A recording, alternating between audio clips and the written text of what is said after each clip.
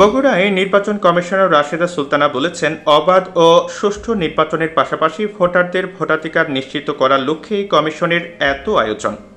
এক্ষেত্রে ভোটারদের ভয় দেখালে জরিমানার পাশাপাশি প্রার্থিতাও বাতিল করা হতে পারে বলে হুঁশিয়ারি দিয়েছেন নির্বাচন কমিশনার। শুক্রবার সকালে বগুড়া জেলা প্রশাসকের কার্যালয়ের সম্মেলন কক্ষে ষষ্ঠ উপজেলা পরিষদ নির্বাচন উপলক্ষে আইনশৃঙ্খলা বাহিনীর ঊর্ধ্বতন কর্মকর্তা ও চেয়ারম্যান প্রার্থীদের সাথে এবং বিকেলে শহরের টিটু মিলনায়তনে প্রিসাইডিং কর্মকর্তাদের সাথে মতবিনিময় শেষে নির্বাচন কমিশনার এসব কথা বলেন।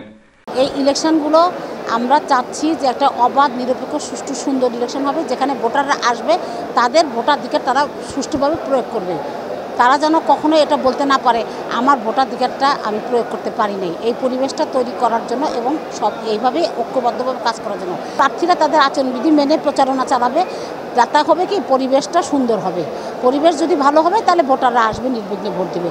আমি প্রার্থীদের বলেছি, আপনারা এমন কোনো কাজ করবেন না যেটাতে আমাদেরকে শক্ত কোনো পদক্ষেপ নিতে হয়। শক্ত পদক্ষেপ বলতে ওনাদেরকে জরিমানা করা, ওনাদেরকে জেল দেওয়া, ওনাদেরকে প্রার্থীতা বাতিল করে দেওয়া, এই ধরনের কোনো যেন ভূমিকা না নিতে হয় আমাদের। এই সভায় ইসি রাশেদা সুলতানা গুজব প্রতিরোধে ভোট গণনার সময় কোনো প্রার্থীর এজেন্টকে বাইরে যেতে না দেওয়ার নির্দেশনা দেন প্রিসাইডিং কর্মকর্তাদের। এছাড়াও সাংবাদিকদের পেশাগত দায়িত্ব পালনে কেউ বাধা দিলে শাস্তিমূলক ব্যবস্থা নেওয়ারও কথা বলেন তিনি। ডিপেন্ড করতে হচ্ছে, অবশ্যই ডিপেন্ড করতে হচ্ছে। তো যদি আপনাদের উপর আমাদেরকে ডিপেন্ড করতে পারে, আজকে যারা মঞ্চে আছেন এই আয়োজনকারী, তাদের সাথে কাজে। এদিন বগুড়ার জেলা প্রশাসক সাইফুল ইসলামের সভাপতিত্বে মতবিনিময়কালে অন্যদের মাঝে আরও উপস্থিত ছিলেন স্থানীয় সরকার রাজশাহী বিভাগীয় পরিচালক পারভেজ রাইহান, রাজশাহী রেঞ্জের অতিরিক্ত ডিআইজি ফয়সল মাহমুদ, বগুড়ার পুলিশ সুপার সুদীপ কুমার চক্রবর্তী প্রমুখ।